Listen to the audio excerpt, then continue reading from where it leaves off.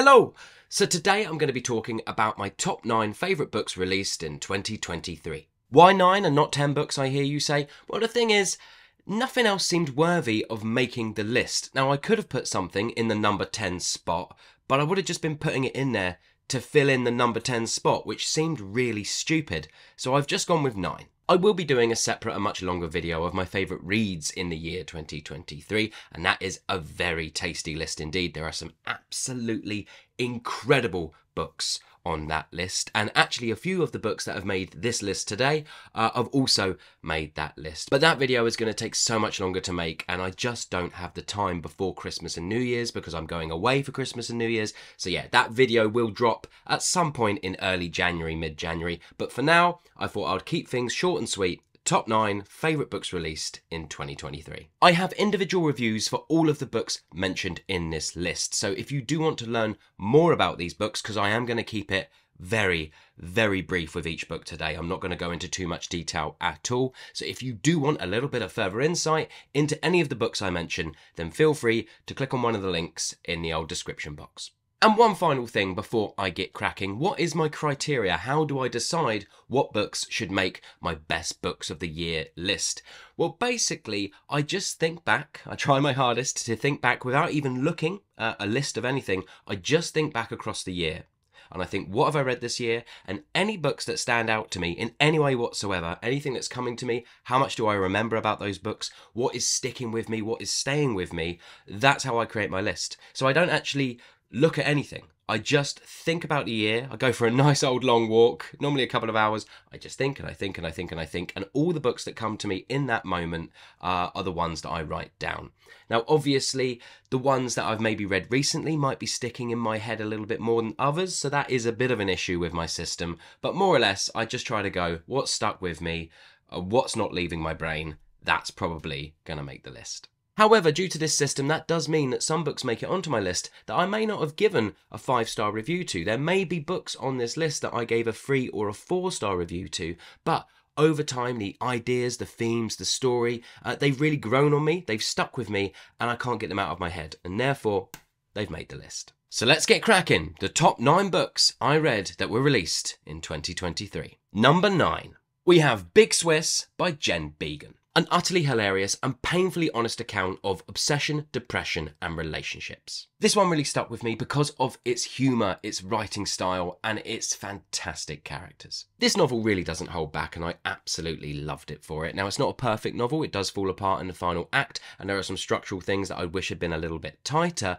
but overall, I think it's a wonderful exploration of depression, of obsession, of relationships, and what it is we want from relationships. I think the characters are incredibly well-rounded. We get a nice amount of backstory, and everything is layered really, really well. So yeah, just there's so many things, so many funny moments, so many funny little interactions and instances that are really staying with me that I can't forget, and that's why this book has made it onto the list. Number 8, we have The Biography of X by Catherine Lacey. An alternate history novel in which we follow a character called Luca, who is trying to piece together the biography of her late wife, the artist known as X. This book stuck with me because of its creativity. The way that it's layered, structured, and built worked wonderfully for me. I also really enjoy this novel because of its exploration of relationships. I really liked how it tackles the ideas of how well do we really know the important people in our lives, or how much do we really not know about them. And I loved how it finally sort of draws on the ideas that really, when it comes to human beings, we can't ever truly know them.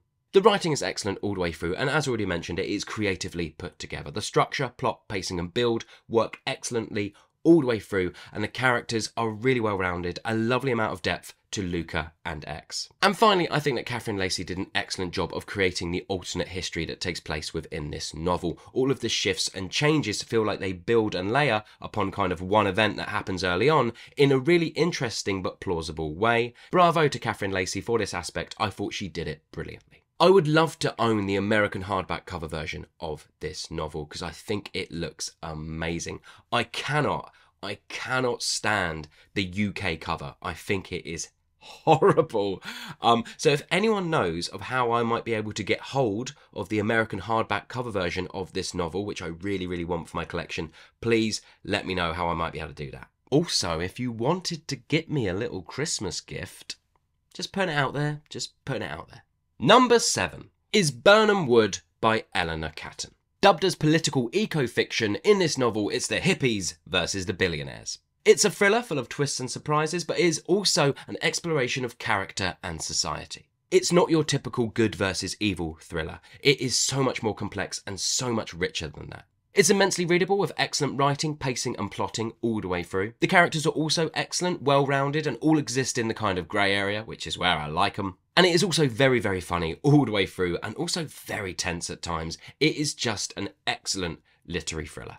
Number 6. We have A Little Luck by Claudia Pinheiro. Heartbreaking and utterly gripping, we follow a woman as she returns to her hometown after being away for over 20 years. We learn why she left and what she left behind. It's a novel about trauma and how to live, heal and grow with that trauma. The slow drip feed of information has you turning the page like a crime novel, but it's this novel's ability to explore family, loss, grief and growth that elevates it into something special. Beautifully written and excellently translated. There were so many points in this novel that I had tears in my eyes, but it is also a novel that is so full of hope. Yeah, highly, highly recommend. Number 5. We have Solonoid by Mircea Cărtărescu. Probably the hardest and most mind-bending read for me of 2023. It's an investigation into other universes, dimensions and timelines which all attempt to reconcile the realities of life and art. Set in Romania, we follow a school teacher in the late 1970s to early 1980s. We focus in on the mundane aspects of his life whilst also looking at the horrors of the education and health system at that time. As I said in my review for this book, it is so immensely dense, but it is also incredibly, and I mean incredibly written. I couldn't stop turning the page. I will admit that quite a lot of the ideas and the themes that this novel is exploring probably went over my head, but that just means it's begging for a reread. I truly believe that I could keep reading this book every 2 years for the rest of my life and it will keep giving me new things, new ideas, new things to think about. I thought it was an extraordinary novel and is definitely one of my favourite reads of the year. Number 4. We have Daniel Mason's Northwoods, a wonderful experimental historical fiction novel that centres in on a place, a single location, a cabin in the woods in which we get stories and explore its different inhabitants across hundreds of years. Its structure is beautifully varied, chaotic and frantic. Each section changes its stylistic approach to the stories being told and the different inhabitants, and it just makes it really interesting all the way through. It's just a wonderful exploration of place, succession and history, and I never thought I would get so emotionally invested in a piece of land and the memories and ghosts within it. Number 3. We have The Heaven and Earth Grocery Store by James McBride. Another novel that explores location and the people that make up its community. Set in the 1920s and 1930s, this novel tells the story of the black and Jewish residents of Chicken Hill. This is quite a recent read for me, but the thing that is sticking with me is just the characters. I fell in love with all of the characters in this novel. They're just so beautifully brought to life, and I also thought the dialogue was fantastic all the way through. The writing is beautiful, and I loved how well we get to know this community, the good and the bad. The overall build and layering is just expertly done. And most importantly, this novel is beautifully balanced. It's not all doom and gloom, it is also a feel-good novel, but not in a cheesy and mainstream way. When I finished the final page, I was just so filled with hope. Number 2, we have Wellness by Nathan Hill. This one's tricky because I only finished reading it last week, so there is a lot, and I mean a lot of recency bias happening when I think about this novel. I really do need to give more time to this novel to allow the ideas and the themes within it and to see what I'm remembering. However, its initial impact on me was so vast and so great, and I've just loved it so much that I couldn't not put it on this list. And when I am thinking about it, I am predicting, yeah, it's going to be right up there for me. So I think the number 2 spot is the best place to put it, but I just love this novel. However, I do need to add that there are a lot of crossovers in this novel with my own personal life. Lots of things that just seem to be connecting. Lots of things that I'm experiencing right now that this novel is talking about. And I was able to really ask myself questions about those things, dig really, really deep. And therefore, this novel is probably having more of an impact on me than it will on most. There's been a few comments on my review of people saying they loved it, but quite a lot of people are just saying they liked it. So I do think that my overall enjoyment, my absolute love for this novel is coming from a very personal place on what's happening to me in my life right now. This novel is a satire on wellness culture, but it is also an exploration of relationships, and more specifically, the relationship of Jack and Elizabeth. The novel jumps back and forth in time constantly as we get a really rich and well-developed understanding of Jack and his family, his past, his career, and Elizabeth and her family and her past and her career. It just all builds really beautifully. By the end of this novel, you just know these characters so well. It is also immensely funny all the way through, and yeah, I just loved it. Number 1. Now, if you've been watching this channel for a while, there's going to be no surprises as to what my number 1 pick is, because I've been banging on about it for so long, but it is, of course, Whale by Myeong-Kwan. A satire full of folklore, magical realism, surrealism, and absurdism. It's a violent and brutal book that is also incredibly funny, holding up a mirror to post-war South Korea. It's just immensely, and I mean immensely, readable, and at times the writing is just beautiful. As already mentioned, it's very funny, but it is also very shocking at times. This novel just doesn't give a fuck, and I love it for it. There is lots of violence towards women in this novel, but there is also lots of violence towards men in this novel. It's violent towards everyone, so don't listen to the idiots who are telling you not to read this because of the violence towards women. No, there is violence towards absolutely everyone in this novel. The only reason you shouldn't read this novel is if you don't like reading about violence and sexual violence, full stop. This is a plot-driven book, and so much happens within it. It is vast and epic. There are so many characters and so many relationships, and it goes off on these massive tangents and then works its way back round again, and I absolutely loved it for its madness and its creativity. The reason this book has stuck with me so much is because everything is so vivid. So even though it is so epic and vast, I can remember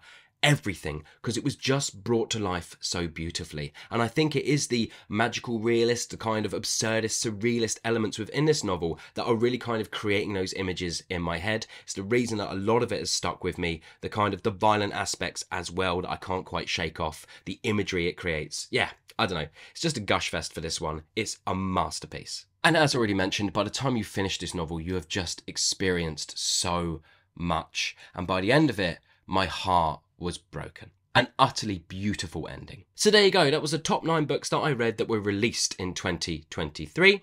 Have you read any of the books that I mentioned, and would any of those books make your list? And if you've got the time, please comment below and let me know what are your top books that you've read that were released in 2023. I just want to finally say thank you so much to everybody who has been watching and commenting on videos across this year. I started this channel, I think, in like October of 2022, so the channel's been going a little over a year, and my aim was to have 1,000 subscribers within 1 year. That was my like dream goal. I was like, oh my god, if I can get 1,000 subscribers in a year, that would be amazing. And we have so surpassed that. And there are so many people to thank for that. All the people who comment on the videos, all the people who give the video a thumb up so it gets noticed more within the old YouTube algorithm. But you've also got people like Greg from Supposedly Fun and Kieran from KD Books who have shared or shouted me out and sort of promoted this channel. And for that, I am just so grateful. They didn't have to do that, but they took time out of their days to sort of promote this channel, and it's just a really bloody lovely thing to do. I cannot believe I forgot to shout out Melinda at A Web of Stories. Please check out her YouTube channel if you haven't seen it. She is such a lovely, wonderful and warm person. And I just really enjoy watching her videos. I don't watch as many as I should do, but she has tagged the channel and shouted out the channel a few times, and it's just such a lovely, sweet thing for her to do.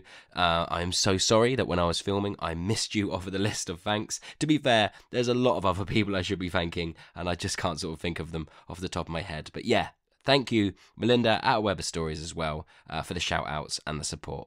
I've met so many other booktubers, people like Ben Reeds and the Disco King and all of these sort of people. I say met, just sort of briefly chatted with. It's been a really excellent year as far as kind of booktube is concerned for me. I've had a wonderful time making the videos. Yeah, I don't know what else to say, but just a massive thank you. You're all brilliant, and I hope you are enjoying whatever you might be reading, and I hope you have a wonderful time over the holidays. Merry Christmas and all of that jazz. Thank you so much, and I'll see you on the next one in the new year.